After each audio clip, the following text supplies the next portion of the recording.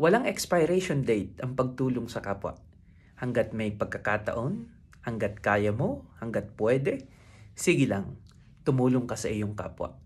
Naalala ko nung kami mga seminarista, naging biruan palagi namin, nakalagay sa pagkain, best before. Oh, better pa yan kapag ka lumampas sa date ng best before. Pagkatapos nun, pagkatapos ng isang linggo, good pa yan.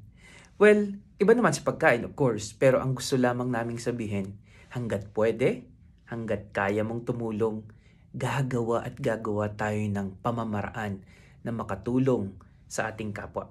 Kaya nga, nung si Jesus tinutuligsa ng kanyang pagpapagaling sa araw ng pamamahinga, ang naging tugon niya, alin ang mas mabuti? Gumawa ng masama o gumawa ng mabuti sa araw ng pamamahinga? Kaya nga, huwag mong hintayin ikaw ang tulungan. Hanggat kaya mong tumulong, tumulong ka. At ito ay pagpapalain ng Diyos.